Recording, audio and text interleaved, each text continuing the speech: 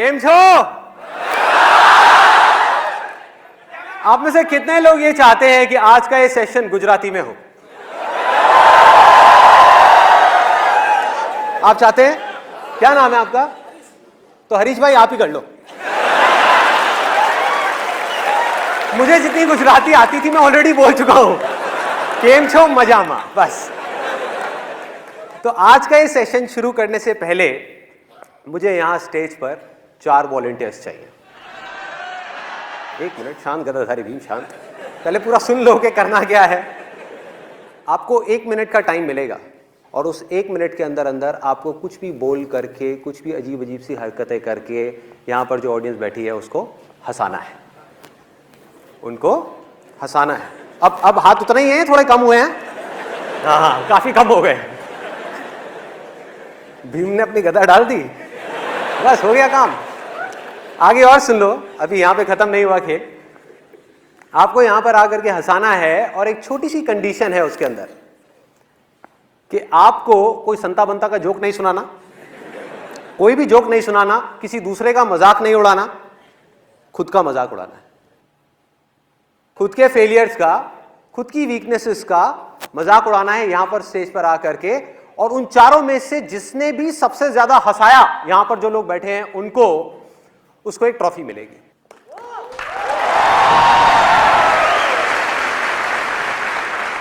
तो इस पे लिखा हुआ है द अनस्टॉपेबल कॉमेडियन अवार्ड। तो देखते हैं कौन जीतता है इस अवार्ड को। अब बताइए कौन आना चाहेगा इसके लिए? एक आप आ जाइए, आप आ जाइए। मैं गारंटी लेता हूं मैं ऐसा सकता हूं। आप गारंटी देते हो? आ जाओ, आ जाओ, आप आ जाइए।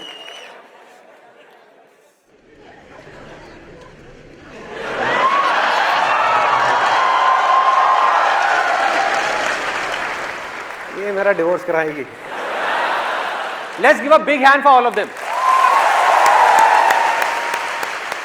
तो कौन सबसे पहले आना चाहेगा आप चारों में से? You will? Very good, let's give a big hand for. क्या नाम है आपका? Khushboo. Let's give a big hand for Khushboo.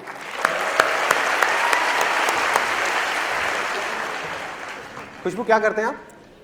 I am housewife for now. Okay. My husband is तो आपकी हाउस से शादी हुई है? आपके हस्बैंड बैठे हैं यहाँ पर, कहाँ पर है? Actually he also wanted to come. तो आप तो खुश हो रहे होंगे आज। फॉर अ चेंज आपका मजाक नहीं उड़ने वाला, इन्होंने अपना मजाक उड़ाना। रोज घर में आपका ही मजाक उड़ता होगा। जैसे मेरी वाइफ मेरा बड़ा मजाक उड़ाती है, कहती है ये आसान है तो ठीक है, ये क्या होता है? कहती है ये क्या है? शाहरुख खान हो? कौन हो भाई? तो आज आपको इनका नहीं अपना मजाक उड़ाना है, ठीक है? कुछ भी, अपनी कैसी भी वीकनेसेस का, अपनी बेवकूफ़ियों का। हर एक इंसान में स्ट्रेंथ्स भी होती हैं और वीकनेसेस होती हैं। और ये सब क्यों हो रहा है, इसके पीछे क्या लॉजिक है, क्या मोटिव है मेरा, ये होने के बाद में आप लोगों को बताऊंगा कि इसके पीछे इसका आज के सेशन से क्या कनेक्शन है। Let's give a big hand for Khushboo. आज मैं सबसे पहले इधर इसलिए आई कि मेरा फर्स्ट नंबर हो, क्योंकि मैं इतनी नर्वस थी कि किसी ने मेरे से ज़्यादा अच्छा कर लिया, उसके बाद तो मैं कुछ भी नहीं बोल पाऊंगी। अच्छा, आज हम यहाँ पे आने वाले थे। मेरे हस्बैंड एक्चुअली थोड़ा संदीप जी के अगेंस्ट है, इसीलिए मैं उनको इधर लेके आई हूँ। आज और अगेंस्ट हो जाएंगे, जो मैंने कहा है उसके बाद और against. Because I really love him and he is so against me. मैंने उनको सेशंस में उनके जबरदस्ती दिखाती हूँ। उनको पता भी नहीं था कि मैंने उनका रजिस्ट्रेशन किया है। सुबह को उठाया, बस जल्दी से रेडी हो, संदीप महेश्वरी का सेशन के पास चल रहे। Thank you so much. Let's give big hand for.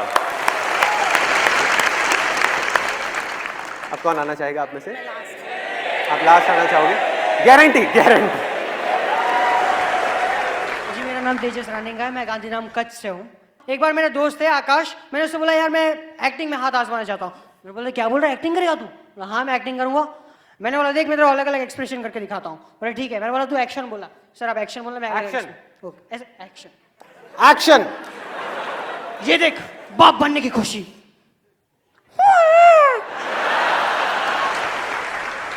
एक और सैड सीन। एक्शन बोलना यार, एक्शन बोल। एक्शन यार, एक्शन।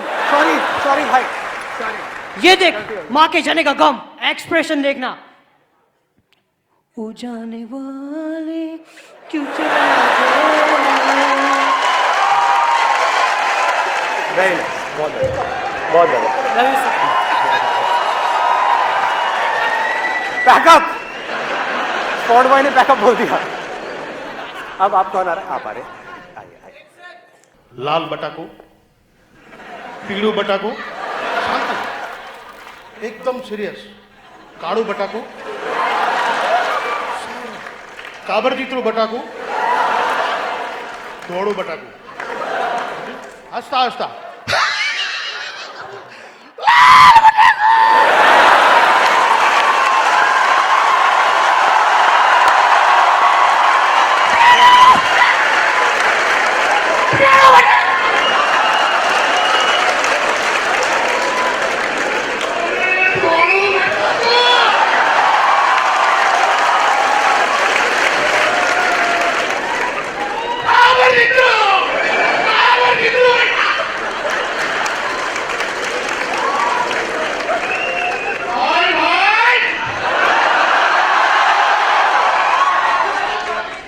Time up बटाकू।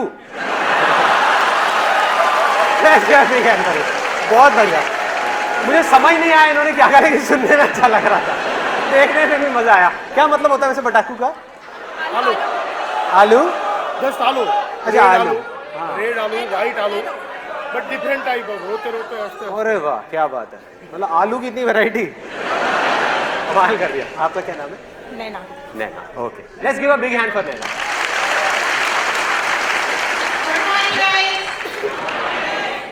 एक्चुअली मैं यहाँ पे आप लोगों को हंसाने के लिए स्टेज पे नहीं आई हूँ, मुझे कोई टॉफी नहीं चाहिए, मैं दूसरे पर्पस के हिसाब से स्टेज पे आई हूँ, so sorry for that, but मैं जो यहाँ पे करने आई हूँ, please help me. Thank you madam. चलो let's give a big hand for. इन्होंने आए यहाँ पे ट्राई किया। मेरा नहीं हुआ पूरा अभी तक, just wait. अच्छा है अभी? ओह ओके, पिक्चर अभी बाकी है दोस्त। Will you please marry me?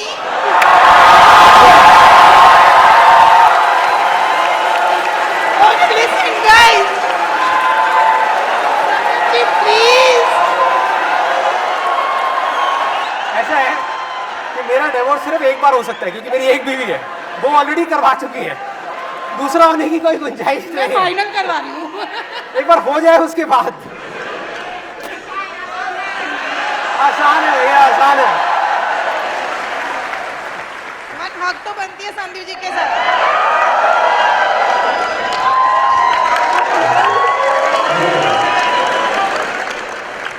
चलिए let's give a big hand for all of them. आपके हिसाब से विनर कौन है इन चारों में से? वो आपके हिसाब से है, मेरे हिसाब से चारों विनर हैं, चारों विनर हैं, क्योंकि यहां पर आकर के ये करना अपने आप में बहुत बड़ी चीज है।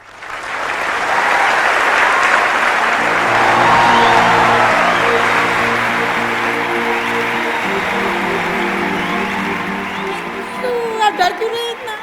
यार पता नहीं अब आप क्या कर दो, पहले आपने प्रपोज कर दिया, फिर हक कर दिया, पता नहीं क्या करोगे, डर तो लगता है ना भाई।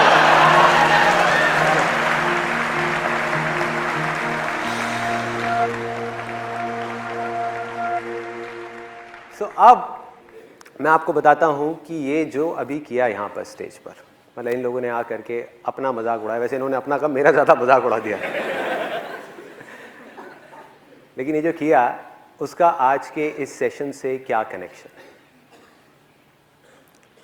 आप में से कितने लोग हैं जो हमेशा हर हाल में, चाहे लाइफ में कुछ भी चल रहा हो, खुश रहना चाहते हैं, हंसते खेलते रहना चाहते हैं, मतलब बिल्कुल बच्चे के जैसे मस्त रहना चाहते हैं? सब चाहते हैं। इसका सबसे आसान रास्ता पता है क्या है? हमें खुद पर हंसना सीखना है। यही आज के सेशन का थीम है।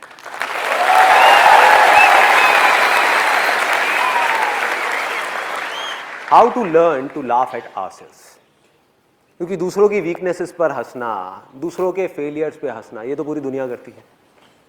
मजा तब है जब हम खुद की वीकनेसेस पर, खुद के फेलियर्स पर दिल खोल करके हंस सके, बिना किसी झिझक के, बिना किसी डर के। सिर्फ दिखाने के लिए नहीं कि अगर एक ग्रुप में खड़े हैं 10 लोगों के साथ में और हमारा मजाक उड़ रहा है तो मुंह पे ऊपर ऊपर तो हंस रहे हैं, अंदर अंदर गालियां दे रहे हैं।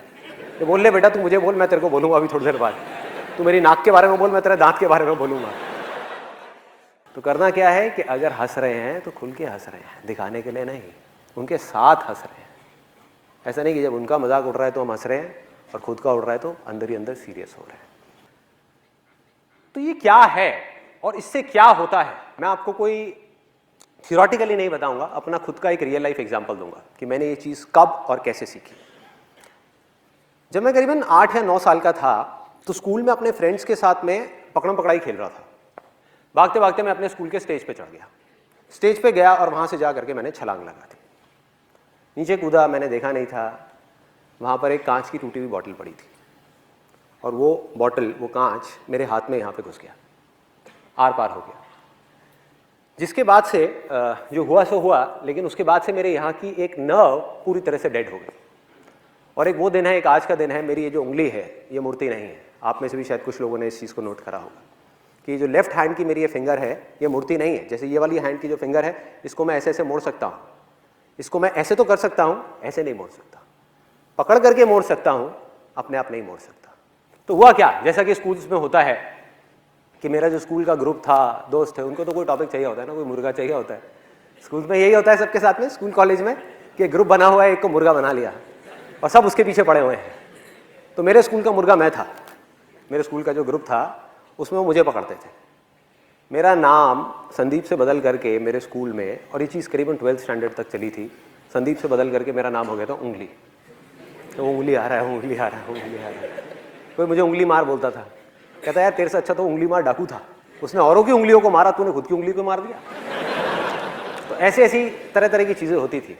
एक आपने वो कहावत सुनी होगी कि जब घी सीधी उंगली से ना निकल रहा हो तो उंगली टेढ़ी करनी पड़ती है। तो ग्रुप में जब खड़े होते थे तो सब आपस में पूछते थे, कहते यार ये संदीप क्या करेगा, घी कैसे निकालेगा, वो तो बेचारा रूखी रोटी खाएगा। तो ऐसी ऐसी चीज़ें होती थी। और भी कोई भी टॉपिक चल रहा होता था, कोई भी, मतलब किसी और टॉपिक के बारे में बात हो रही है और सबका हंसने का मन कर रहा है, तो वो घूम फिर के फिर मेरी उंगली पे आ जाते थे। तो उस टाइम पे क्या होता था, 12th स्टैंडर्ड तक मुझे बहुत गुस्सा आता था जब भी कोई मेरा इस तरीके से मजाक उड़ाता था। बाहर बाहर से मैं दिखाने के लिए कई बार हंसता था, लेकिन अंदर ही अंदर मेरी फ्रस्ट्रेशन बढ़ती चली जा रही थी। कई कई बार मेरी लड़ाई हो जाती थी उन लोगों से। वो मुझे एक बोलते थे, मैं उनको 4 बोलता था, और बातों बातों में बहस हो गई, कई कई बार हाथापाई भी हो गई, लड़ाई हो गई, गुस्सा बढ़ता जा रहा है। 12th स्टैंडर्ड पहुँचते पहुँचते मेरी जो फ्रस्ट्रेशन है वो 2 चीज़ों को लेकर के बढ़ गई। एक, ये जो लोग मेरा मजाक उड़ा रहे थे उनसे रिलेटेड, जो भी मेरे दोस्त थे, सो कॉल्ड दोस्त। दूसरी मेरी फ्रस्ट्रेशन बढ़ गई भगवान से, कि आपने मेरे साथ में ऐसा क्यों किया, कि अगर उस दिन वो बॉटल वहाँ नहीं होती और मेरी उंगली यहाँ पे इस तरीके से नहीं हुई होती, क्योंकि बच्चे का दिमाग ऐसे ही होता है, तो मेरे को अंदर ही अंदर फ्रस्ट्रेशन हो गई कि यार काश मेरे साथ में ये नहीं हुआ होता, मेरी उंगली ठीक होती तो मेरा इतना मजाक नहीं उड़ता जितना अभी उड़ रहा है, मतलब हर बात पे मजाक। तो ये थी मेरी 12th स्टैंडर्ड तक की लाइफ। उसके बाद में मैं कॉलेज में गया और वहाँ पर मेरा एक दोस्त बना, उसको पोलियो था और वो सीधे तरीके से चल नहीं सकता था, तो उसके पास में हमेशा बैसाखियाँ होती थी जिसके सहारे से वो चलता था।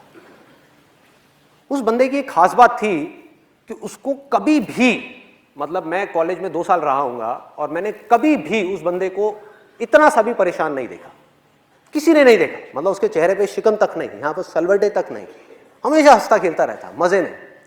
और उसकी क्वालिटी क्या थी, जो मैंने लाइफ में पहली बार ऐसा एक बंदा देखा था, पहली बार, कि वो खुद की वीकनेसेस का, खुद की कमियों का खुल करके मजाक उड़ाता था।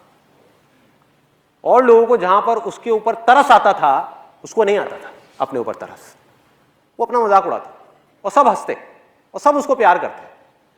मतलब खुद तो अपना मजाक उड़ाता था और हंसता था और सब साथ में हंसते थे, लेकिन उसका मजाक कोई नहीं उड़ाता था। तो ये चीज मेरे लिए नई थी और मैंने उसको ऑब्जर्व करना शुरू किया, उसके साथ में रहा, उससे इस चीज को मैंने सीख लिया। इस क्वालिटी को जो उस बंदे के अंदर थी, मैंने कहा कि नहीं, मुझे भी ऐसा ही बनना है, मुझे इस चीज को सीखना है कि खुद पर कैसे हंसा जाता है।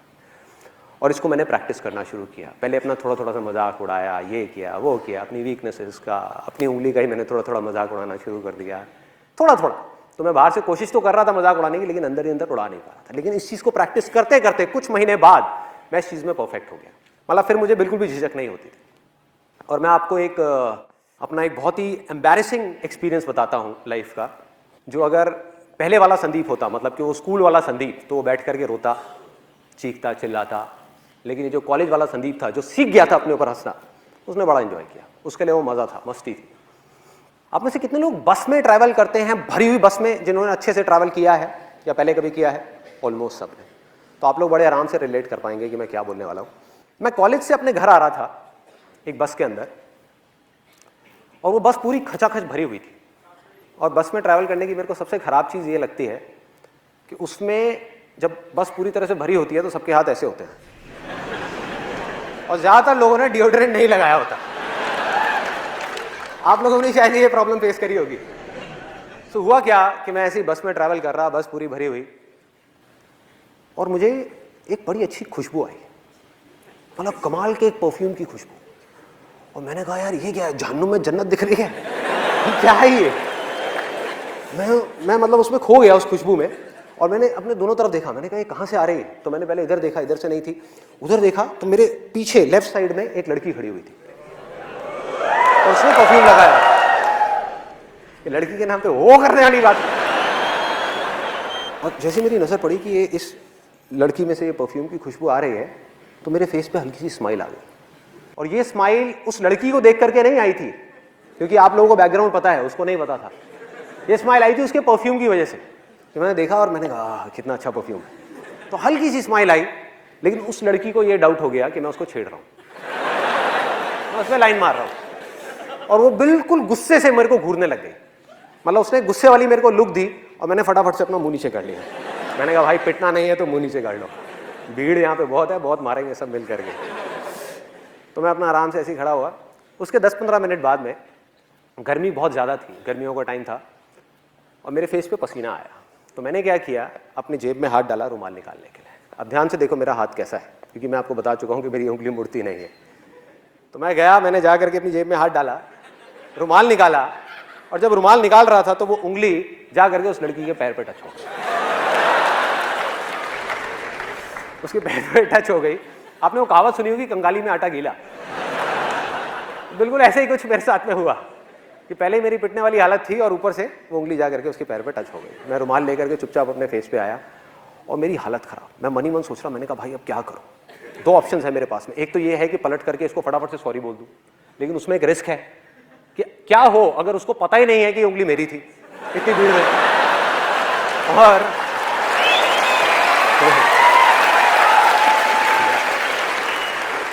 और मैंने बोला तो जबरदस्ती पिटने वाला सीन क्रिएट हो जाएगा। वो कहेगी अच्छा मेरे को उंगली मारी, तूने मारी? तो मैंने कहा भाई, तो मैं दूसरा ऑप्शन मेरे पास में ये था कि मैं चुप रहूं, आराम से देखता रहूं, मुंह नीचे करके ऐसे रिएक्ट करूं जैसे कुछ हुआ ही नहीं है। तो मैं सोच ही रहा था इन दोनों ऑप्शंस में से मैं कौन सा चूज करूं। इतनी देर में मेरे यहाँ पर राइट साइड में पीछे से किसी का हाथ आया, मतलब तगड़ा, जैसे सनी देओल का हाथ है ना, 2.5 किलो का हाथ, वो आया यहाँ पे, थड़ थड़ थड़ ऐसे करके। ओए, पीछे से आवाज आई, ओए। मैंने पीछे पलट करके देखा, और उस लड़की के साथ में एक लड़का खड़ा हुआ था, बॉडी बिल्डर टाइप का। अभी मुझे याद है उसने ब्लड रेड कलर की टाइट फिट टी शर्ट पहनी हुई थी, और उसके ये जो डोले थे, मतलब कि उसकी बाइसेप्स, वो ऑलमोस्ट उस टी शर्ट को फाड़ने वाली थी। इतना तगड़ा बंदा वहाँ पे पीछे खड़ा हुआ था। उसकी हाइट होगी करीबन 6-6.25 फीट। तो मैंने उसको पलट करके देखा, और पलटते ही अब मेरे को समझ ही नहीं आया मैं क्या बोलूँ। अब बहुत देर हो चुकी थी, अब सॉरी बोलने वाली स्टेज जा चुकी थी। मैंने कहा हाँ जी। बस मेरा ये बोलने की देर थी, लड़की का गुस्सा और बढ़ गया। कहती हाँ जी, मैं तुझे बताऊं हाँ जी। एक तो मुझे पहले देख करके हंसता है, उसके बाद में टच करता है, और फिर पलट करके कहता है हाँ जी। तो उल्टा पड़ गया मेरे ऊपर, मतलब जैसे ही मैंने उसको बोला। फिर मैंने उसको समझाया, मैंने कहा जी I am very very sorry. अब मैं आपको किस तरीके से समझाऊं, आप देखो ये जो मेरी 2 उंगलियां हैं, आप देखो इन दोनों की शेप्स में आपको साफ फर्क पता लग जाएगा। मेरी जो उंगली है मुड़ती नहीं है, मैंने जानबूझ करके नहीं किया, गलती से हो गया है।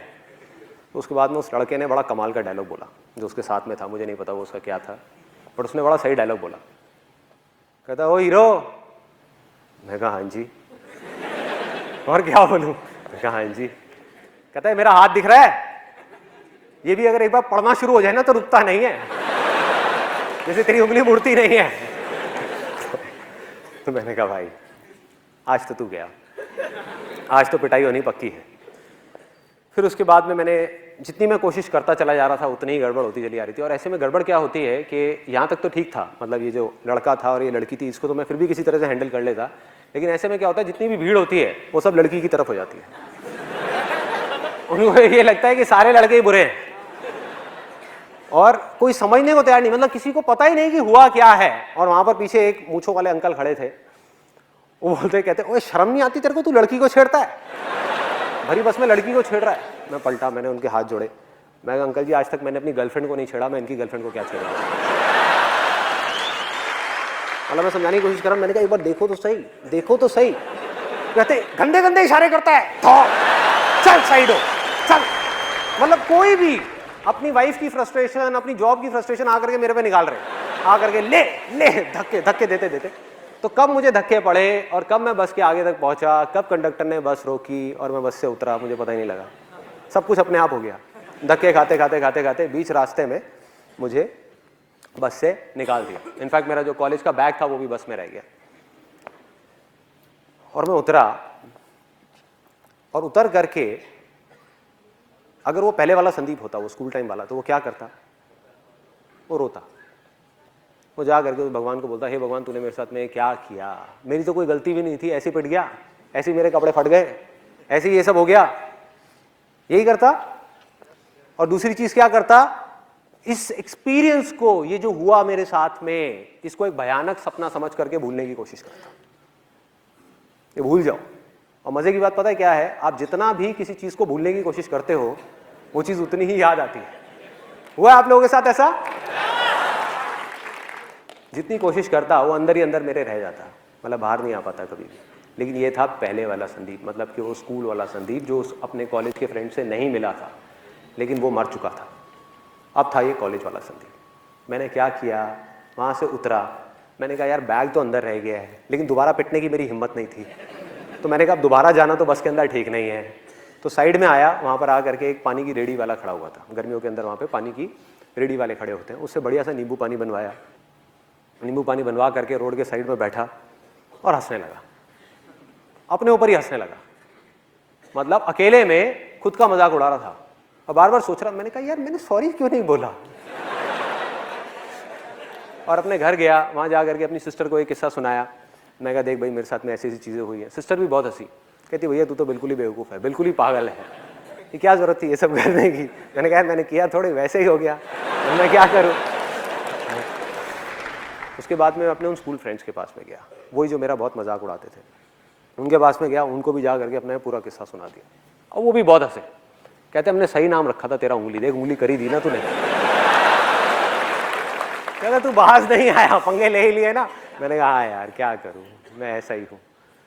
तो अब फर्क क्या था, क्योंकि मैं खुद पे हंसना सीख चुका था, उस समय नहीं आता था। तो अब वो लोग जैसे ही मेरा मजाक उड़ाते, पहले वो मुझे एक बोलते मैं उनको दो बोलता, अब वो मुझे एक बोलते मैं खुद के बारे में एक चीज और ऐड कर देता। वो कहते हैं हाँ भाई उंगली। मैंने कहा हाँ यार तुम सही कह रहे हो, सही नाम रखा है तुमने मेरा, मैं हूं ही बेवकूफ, मैं हूं ही पागल। तो ये करते करते हुआ क्या, मजे की बात मेरे को अभी भी याद है, उनमें से एक लड़का जो मेरा सबसे ज्यादा मजाक उड़ाता था स्कूल टाइम में, उसने बोला, जब ऐसे ही कुछ देर तक ये चलता रहा, तो उसने बोला, कहता भाई संदीप तू बिल्कुल बदल गया है, तू तो बिल्कुल ही बदल गया है। और उसकी जो टोन थी ना बोलने की, वो खुशी वाली टोन नहीं थी। He was in a state of shock. वो सदमे में था कि भाई ये हुआ क्या इस लड़के को, वो सदमे में था। क्यों? क्योंकि उसकी पावर उसके हाथ से चली गई थी। सोचो किसी के हाथ में बहुत ज्यादा पावर हो और वो एकदम से चली जाए रातों रात, तो क्या होगा, वो कैसे रिएक्ट करेगा, वो शॉक में आ जाएगा ना, कहेगा भाई ये क्या हुआ है, ये हो क्या रहा है। क्योंकि उसकी पावर थी क्या, उसकी पावर थी मेरा गुस्सा। मुझे गुस्सा आता था और वो मुझे गुस्सा दिलाता था। मैं चिढ़ता था, वो मुझे चिढ़ाता था। मैंने चिढ़ना बंद कर दिया, अब वो किसको चिढ़ाएगा। सोचो, उसकी पावर गायब, उसके जोक्स फेल, पूरी तरह से फेल। मतलब वो कुछ भी कोशिश करता हुआ फेल, किसी को हंसी नहीं आती। उसके बाद में जो मैं अपने बारे में बोलता हूं उसमें ज्यादा हंसी आती।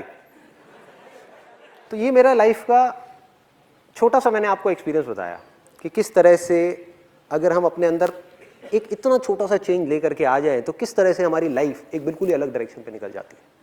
सोचो मेरे अंदर का गुस्सा मर गया, फ्रस्ट्रेशन गायब हो गई, दुख गायब हो गया, क्योंकि अब मुझे हंसने के लिए किसी और की जरूरत नहीं थी, टीवी देखने की जरूरत नहीं थी, खुद के ऊपर अकेले में बैठ करके हंस सकता था। कितना कुछ मिल गया छोटी सी चीज़ के थ्रू।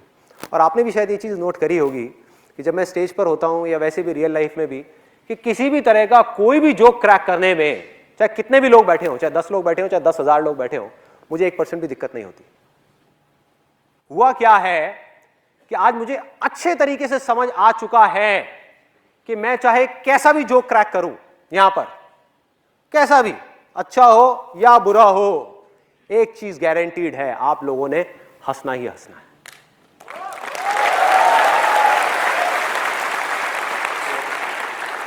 हंसना ही हंसना है, गारंटीड हंसना है। और ये मेरा कोई ओवर कॉन्फिडेंस नहीं है जो किसी इमेजिनेशन के ऊपर बेस्ड है, ये मेरा कॉन्फिडेंस है जो रियलिटी के ऊपर बेस्ड है। और मैं बताता हूं कैसे मैं ये बात बोल रहा हूं। मैंने कोई जोक क्रैक किया या कुछ बोला यहां पर आकर के, अगर आपको जोक समझ आ गया तो आप क्या करोगे? हंसोगे, उस जोक के ऊपर ठहाके मार मार के हंसोगे, खुल के हंसोगे। और अगर वो जोक समझ नहीं आया तो क्या होगा? तब भी आप हंसोगे। फर्क ये है कि आप मन ही मन मेरे जोक के ऊपर नहीं, मुझ पर हंसोगे कि कितना बेवकूफ आदमी है, ये तो पागल है बिल्कुल ही। मन ही मन आप हंसे ना, तो हुआ वो जो मैं चाहता था। मेरा मकसद क्या था? मेरा मकसद क्या था? ये नहीं था कि आप मेरे जोक के ऊपर हंसो, ये था कि आपकी जिंदगी में थोड़ी सी खुशी आ जाए, बस। अब इससे क्या फर्क पड़ता है कि आप मेरे जोक के ऊपर हंसो या मुझ पर हंसो? क्या फर्क पड़ता है? हाँ, या मेरी बेवकूफियों पे हंसो, या मेरे फेलियर्स पे हंसो, या मेरी वीकनेसेस पे हंसो। होता क्या है, जब हम धीरे धीरे इस रास्ते पे चलते हैं तो वो दिन दूर नहीं है जब सिर्फ हम अपनी छोटी छोटी वीकनेसेस का मजाक नहीं उड़ाते, बल्कि बड़े से बड़े फेलियर का भी मजाक उड़ा सकते हैं। बड़े से बड़े फेलियर का सोचो, ये क्या है? एक प्रॉब्लम है जिसके बारे में मैंने अपने लास्ट लाइफ चेंजिंग सेमिनार में बात करी थी। One of the biggest fears in the world, मतलब इस दुनिया में जितने भी डर हैं आपकी लाइफ में, उनमें से सबसे बड़े डरों में से एक वो था, सबसे बड़ा रोग क्या है? आप में से इतने सारे लोग यहां पर बैठे हुए हैं और मैं गारंटी के साथ कह सकता हूं कि जो आप कर सकते हैं, मतलब कि जो आपका पोटेंशियल है, आपको पता है अंदर से कि मैं ये कर सकता हूं, आप करना चाहते हैं फिर भी नहीं कर रहे। क्यों? क्योंकि अंदर ही अंदर बहुत गहराई में एक्सक्यूजेस दे रहे हो कि मैं इस वजह से नहीं कर रहा, उस वजह से नहीं कर रहा। रीजन कुछ और है। रीजन क्या है कि अंदर ही अंदर कहीं ना कहीं एक डर बैठा हुआ है कि यार मैं सक्सेसफुल हो गया तो बढ़िया है, अगर फेल हो गया तो मेरा कितना मजाक उड़ेगा। ये आता है अंदर से, ये डर हमको आगे बढ़ने से रोकता है, सबको रोकता है। किसी के अंदर कम है, किसी के अंदर ज्यादा है, सबके अंदर होता है ये डर। तो धीरे धीरे अगर आपने इसको प्रैक्टिस करना शुरू किया, अपने ऊपर हंसना शुरू किया, तो वो दिन दूर नहीं है भैया जब ये डर पूरी तरह से आपके अंदर से निकल जाएगा। आपको रत्ती भर भी फर्क नहीं पड़ेगा कि वो लोग आपके बारे में क्या सोचते हैं, क्या बोलते हैं, क्या कहते हैं। जिसका जो काम है उसने वही करना है। आप कुछ अच्छे से अच्छा भी कर लो ना लाइफ में, आप जा करके हिमालय के ऊपर जा करके झंडे गाड़ दो माउंट एवरेस्ट के ऊपर, तब भी जिसने आपके ऊपर हंसना है वो हंसेगा, वो कहेगा देखो पागल है, कहां पहुंच गया। तो कहेगा क्या जरूरत थी, तो कहेगा ये कोई काम है करने वाला, घर पे बैठो, टीवी देखो, खाओ पियो, मस्त रहो, क्या जरूरत है कुछ करने की। तो जिसने मजाक उड़ाना है, जिसका बेसिक नेचर है नेगेटिव चीजों को देखने का, वो नेगेटिव ही देखेगा भाई। तो फर्क क्या पड़ता है? और ये एक छोटी सी क्वालिटी है जो आप उन सब लोगों में देखोगे इस पूरे दुनिया में, जो भी लोग अपनी जिंदगी को खुल करके जी रहे हैं, चाहे कोई भी हो, उन्हें इतना सा भी फर्क नहीं पड़ता कि दुनिया उनके बारे में क्या सोचती है, क्या बोलती है। It does not make any difference to them. तो जीना है तो क्या करना है? खुल के जीना है और खुद पर हंसना है। खुद का मजाक उड़ाने से कभी भी पीछे नहीं हटना है, क्योंकि इससे होता क्या है, सिर्फ इतना नहीं होता, इसके और एक स्टेप और अंदर जाते हैं, थोड़ा और डीप में जाकर के देखते हैं क्या होता है। कि जैसे जैसे आपको खुद की वीकनेसेस का मजाक उड़ाना आ गया, खुद की बेवकूफियों का, खुद की कमियों का, खुद के फेलियर्स का, तो धीरे धीरे ये जो सक्सेस है ना, सक्सेस जो हमको मिलती है, हम उसका भी मजाक उड़ा पाएंगे। अपनी सक्सेस का, किसी और की सक्सेस का नहीं। और की सक्सेस का तो दुनिया मजाक उड़ाती है कि अपने पड़ोसी के पास में अपने से बड़ी गाड़ी आ गई, जरूर कोई गलत काम कर रहा है, जरूर कोई गड़बड़ काम कर रहा है। होता है खुद की सक्सेस का। और देखो इससे क्या होगा, मैंने आज तक अपने सेशंस में ये इस टॉपिक को बहुत ज्यादा टच किया है कि सक्सेसफुल होने के लिए आपको क्या करना है, लेकिन मैंने इस टॉपिक को टच नहीं किया कि सक्सेसफुल होने के बाद क्या करना है। क्योंकि जहां आप सक्सेसफुल हुए, आपके पास में, आपकी फील्ड में आपका नाम हुआ, आपके पास में पैसा आया, आपके पास में पावर आई, तो आप चाहो ना चाहो उस सक्सेस ने आपके दिमाग पर चढ़ना ही चढ़ना है, गारंटीड चढ़ना है। आपके अंदर अहंकार आना ही आना है, आपकी ईगो ने बढ़ना ही बढ़ना है, और जिसके अंदर अहंकार आया, जिसके अंदर ईगो आई, वो अंधा अकड़ गया। जो भी अकड़ा समझो वो मर गया। क्या होता है ऐसे लोगों के साथ में, उनके अंदर का बच्चा मर जाता है। जहां ये सक्सेस, जब तक कि ये हमारे पैर की जूती पे है तब तक ठीक है, जहां ये सर पे चढ़ी, गड़बड़ शुरू। आप खुल करके वो कर ही नहीं पाओगे जो आप करना चाहते हो। ईगो बढ़ती चली जाएगी, अकड़ बढ़ती चली जाएगी। पता कैसे लगेगा आपको ये चीज हो रही है? जब भी जिंदगी में हंसी छिन जाए, सीरियस हो जाओ, माथे पे सलवटें पड़नी शुरू हो जाएं, अकड़ जाओ, हमेशा अकड़े अकड़े रहो, तो समझ जाओ आप गलत ट्रैक पे जा रहे हो। उस समय वक्त है अपने फेलियर्स का नहीं, अपनी सक्सेस का मजाक उड़ाने का। अरे क्या हो गया तो टेम्पररी है, नाम भी टेम्पररी है, सक्सेस भी टेम्पररी है, और मेरे हाथ की चीज नहीं है। सीरियस होना है तो काम के बारे में सीरियस होना है। जो काम मैं कर रहा हूं उसको पूरी ईमानदारी से करना है। नाम का क्या है? नाम और बदनाम में कितनी देर का फर्क है? कुछ सेकंड्स का। तो इस चीज को लेकर के क्यों सीरियस होना है? सक्सेस को लेकर के क्यों सीरियस होना है? पैसे को लेकर के क्यों सीरियस होना है? इन सब चीजों को लाइटली लेना है। सिर्फ फेलियर्स को नहीं, सक्सेस को भी लाइटली लेना है, और पूरी तरह से आजाद रहना है, पूरी तरह से खुल के जीना है अपनी लाइफ को। मतलब कि बिल्कुल वैसे ही रहना है, कुछ भी हो जाए, कितना भी ऊपर लेवल पे आप पहुंच जाओ, बिल्कुल वैसे ही रहना है जैसा आप तब थे जब आपने अपने करियर की शुरुआत करी थी, जब आप छोटे से बच्चे थे। दिल में वो बच्चा मरना नहीं चाहिए। भागना है, उठना है, गिरना है, फिर चलना है, फिर हंसना है, खिलखिलाना है, रोना है, जो मन कर रहा है अंदर से वो करते चले जाना है। मतलब कि दिमाग होना चाहिए बुद्ध के जैसा, और दिल होना चाहिए एक छोटे से बच्चे के जैसा।